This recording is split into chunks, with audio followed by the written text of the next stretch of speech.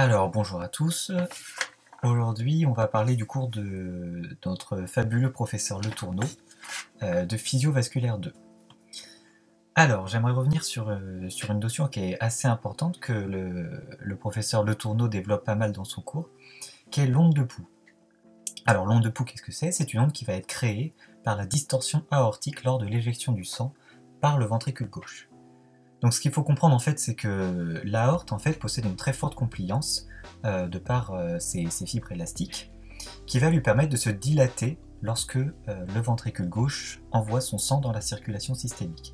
Et c'est très important que cette aorte puisse se dilater pendant la systole, puisque sinon en fait, si l'aorte était rigide, eh ben, le ventricule gauche devrait déployer une force immense pour envoyer le sang, parce que du coup l'aorte ne pourrait pas se distendre pour accueillir le sang.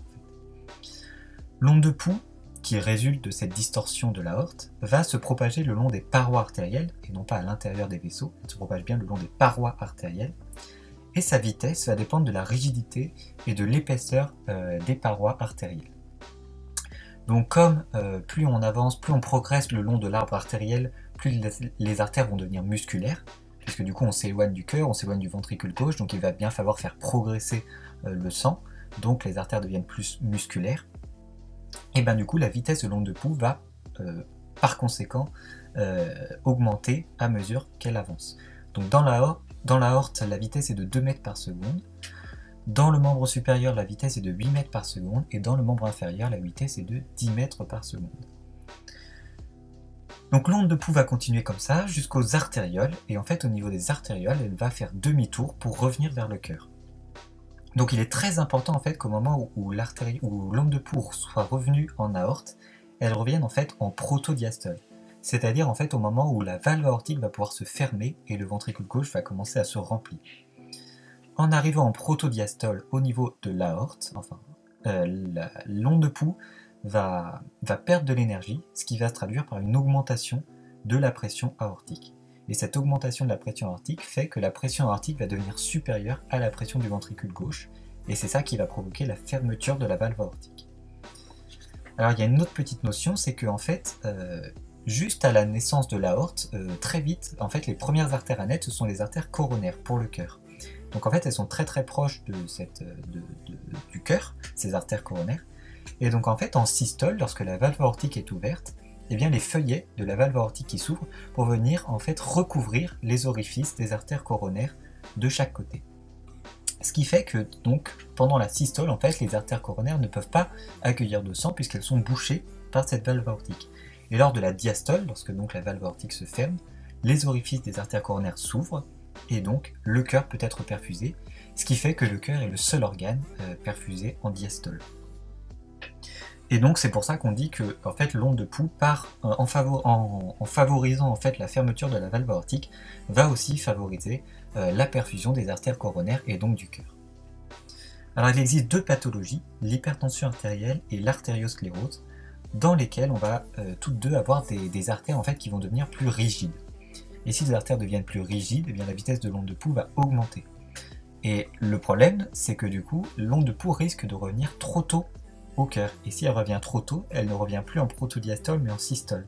Et là, c'est absolument terrible pour le cœur, puisque du coup, lorsqu'il va devoir se contracter pour éjecter le sang, il va devoir non seulement lutter contre la post-charge basique, celle que tout le monde a, mais en plus de ça, lutter contre la pression de l'onde de Poux qui est revenue trop tôt en fait. Et donc c'est absolument terrible, puisque du coup le cœur qui galère déjà de par l'hypertension va encore plus galérer, quoi. Alors, une autre notion aussi qui est importante, c'est que du coup, l'onde de Poux avance plus vite que le sang. Ce qui fait que du coup, elle va progresser plus vite, donc elle va arriver plus vite dans les artères périphériques. Et au niveau de ces artères périphériques, l'onde de Poux va pouvoir perdre de l'énergie, encore une fois, ce qui va permettre l'avancée des globules rouges en aval de la colonne de sang éjectée par le ventricule gauche. Donc ce que je veux dire par là, c'est qu'en fait, du coup, les globules rouges qui sont déjà dans les artères périphériques, en fait, vont se mettre à avancer grâce à cette onde de Poux avant même que la colonne de sang éjectée par le ventricule gauche ne soit arrivée.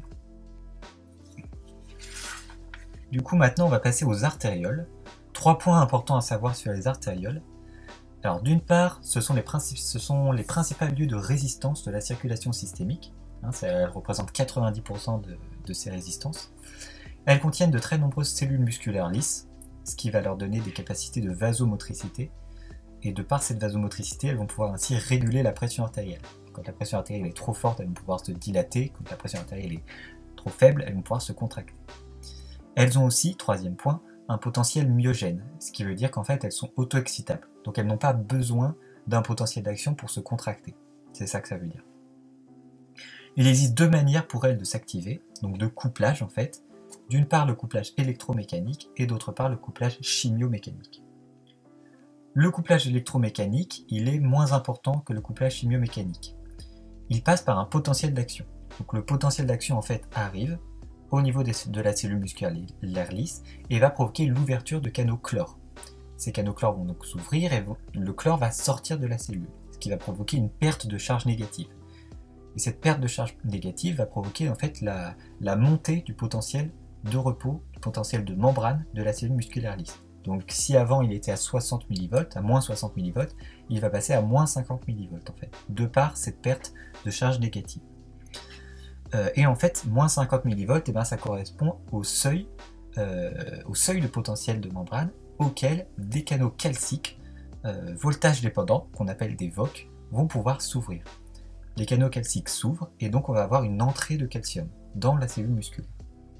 Le calcium va alors se fixer à une protéine cytoplasmique qu'on appelle la calmoduline.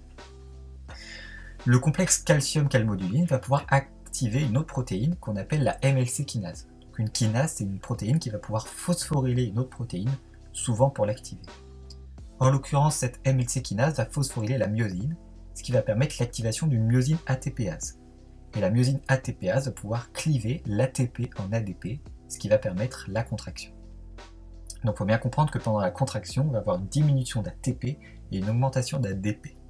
Un petit point important à se comprendre, enfin pas à comprendre mais juste à apprendre en fait, c'est que le calcium extracellulaire est surtout important pour le maintien de la contraction. Le tourneau insiste là-dessus. Donc deuxième couplage qui permet à la cellule de s'activer, c'est le couplage chimio-mécanique.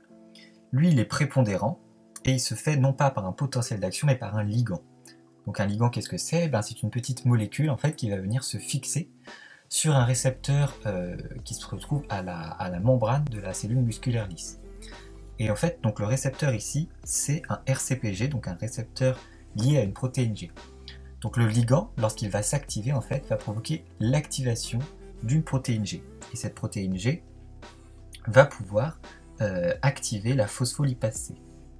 La phospholipase C est une enzyme qui va cliver le PIP2 en deux autres molécules, l'IP3 et le DAG. L'IP3 de son côté va se fixer sur des canaux au niveau du réticulum sarcoplasmique de la cellule, ce qui va provoquer l'ouverture de ces canaux et donc la sortie du calcium hors du réticulum sarcoplasmique dans le cytoplasme, puisque le calcium en fait il est stocké à l'intérieur du réticulum sarcoplasmique parce qu'il doit être en concentration très faible dans la cellule, dans le cytoplasme de la cellule, sinon il est toxique. C'est pour ça qu'il est stocké dans le réticulum sarcoplasmique. Et ensuite, donc ce calcium qui est libéré du réticulum sarcoplasmique va se fixer à la calmoduline, etc., etc.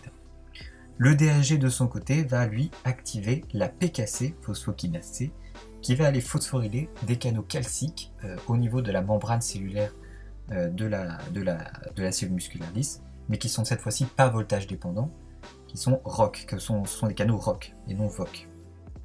Et donc ça va permettre l'ouverture, cette phosphorylation va permettre l'ouverture des canaux calciques, ce qui va permettre l'entrée de calcium, qui va aller se fixer à la calmoduline, etc., etc.